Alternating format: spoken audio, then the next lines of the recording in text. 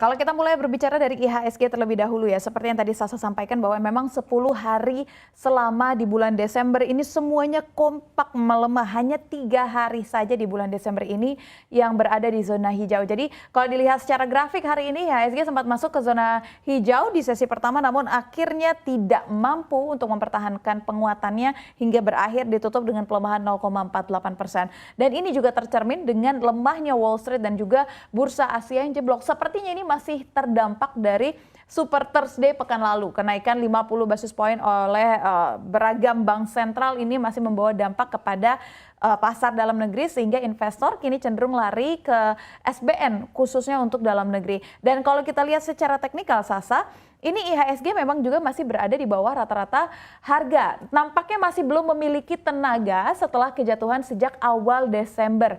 Memang sepertinya belum bisa pulih. Sempat ada janji manis di tanggal 13 Desember kalau kita lihat secara teknikal. Di tanggal 13 Desember tersebut terjadi lonjakan volume yang begitu besar, tetapi setelah tanggal tersebut, volume tersebut kembali kempes lagi. Jadi sekarang kalau kita lihat IHSG memang masih di bawah harga rata-rata dari moving average 20, 50 sampai dengan 100 hari. Belum ada volume besar lagi sampai dengan hari ini untuk bisa mendekati paling tidak moving average di 20 hari.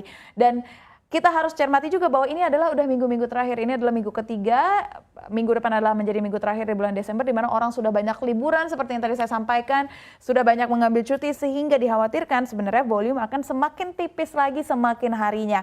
Dan kalau dilihat juga Piala Dunia sudah selesai. Kemarin ketika Piala Dunia dikhawatirkan dana sekarang meskipun sudah selesai volume ini masih belum juga terdorong gitu. Jadi kalau dilihat secara teknikal memang IHSG masih dalam tren penurunan. Iya, akan resesi global di mana Amerika Serikat dan Eropa ini diperkirakan akan mengalami resesi di kuartal pertama 2023 yang artinya sudah tinggal 2 minggu lagi dan tentunya ya tinggal menghitung hari ya dan median hasil survei dari Reuters juga menunjukkan bahwa kemungkinan resesi terjadi di zona euro hingga akhirnya berada di angka 78% naik dari survei sebelumnya di angka 70%. Sementara itu, ekonom Bank of America juga memprediksikan negeri Paman Sam akan mengalami resesi di kuartal 1 2023 saat PDB-nya justru mengalami kontraksi di 0,4% dan tanda-tanda resesi dari Eropa dan juga Amerika Serikat pun sudah terlihat dari maraknya PHK yang dilakukan oleh beberapa perusahaan besar di Amerika Serikat seperti contohnya raksasa teknologi dan ini sebenarnya bukan informasi baru pemirsa. PHK ini sudah terjadi sejak pekan-pekan sebelumnya seperti Meta, Microsoft, Twitter hingga Amazon sudah melakukan PHK. Bahkan PHK yang terjadi tahun ini di Amerika Serikat ini dapat dikatakan lebih parah jika dibandingkan dengan krisis finansial global di tahun 2008 sampai dengan 2009. PHK tersebut juga tidak hanya datang dari sektor teknologi, tetapi juga datang dari sektor-sektor lainnya dan diperkirakan masih akan berlanjut sampai dengan awal 2023. Salah satu contohnya adalah raksasa finansial Amerika Serikat Goldman Sachs yang berencana memangkas 8% karyawannya. Ini justru akan terjadi di Januari 2023, Sasa. Dan badai PHK ini tidak hanya di Amerika Serikat, ini sudah melanda Indonesia sejak bulan-bulan sebelumnya akibat pelambatan ekonomi hingga resesi dunia membuat perusahaan-perusahaan yang berorientasi pada ekspor ini akhirnya menjadi rentan menyusut. Begitu juga dengan era suku bunga tinggi yang akhirnya membuat ataupun menekan sektor teknologi khususnya startup. Karena memang paling banyak yang diinformasikan adalah startup yang terkontraksi ya, kini berada di angka 50,3 turun dari bulan sebelumnya di 51,8. Meskipun masih di angka 50 ke atas sebenarnya masih tergolong ekspansi tetapi angkanya mengecil. Ini akibat dari rendahnya demand yang menjadi indikasi pelambatan ekonomi global bahkan menuju resesi di tahun depan. Akibat rendahnya demand ini, output juga rendah dan tingkat perekrutan karyawan mulai melambat. Ini lagi nih satu lagi indikasi dari munculnya badai PHK yang meluas.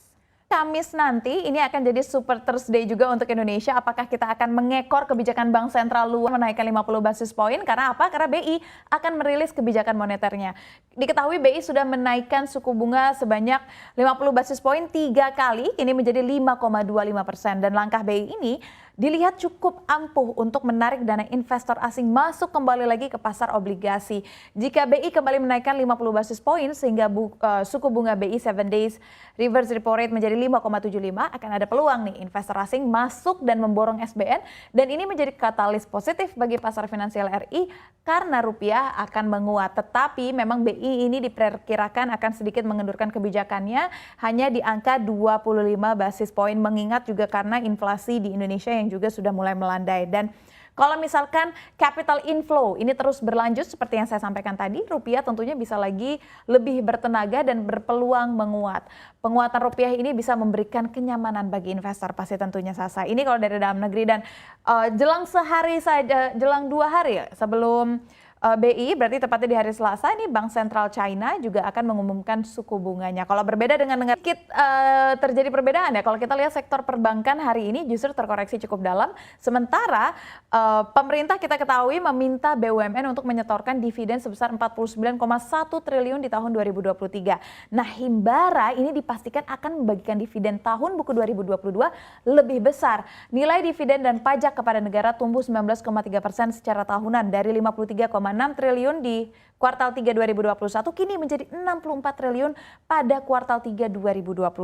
Dan kontribusi dividennya sendiri ini mencapai 24,6 triliun atau 61,8% dari total dividen yang dibayarkan BUMN sebesar 39,7 pada tahun anggaran 2020 kuartal ketiga 2022 ini. Dan sekarang kita akan lihat nih, ini seperti yang tadi kita saksikan ya, bahwa sektor finansial justru di tengah adanya katalis positif pembagian dividen yang cukup besar, kinerja yang moncer, tapi hari ini harus masuk ke zona hijau. Bahkan Bank Mandiri pelemahannya hampir 1%, BBNI hampir 4%, BBRI di 0,20%, sementara BTN ini cenderung stagnan. Tapi yang perlu dicermati juga, walaupun perbankan maksud saya ini membagikan dividen yang cukup tinggi, ini investor harus mencermati dividen trap. Biasanya ketika menjelang ex-date maksud saya, itu biasanya harganya akan banting setir, bahkan nggak jarang bisa sampai ARB, jadi harus dicermati ini. Betul sekali, makanya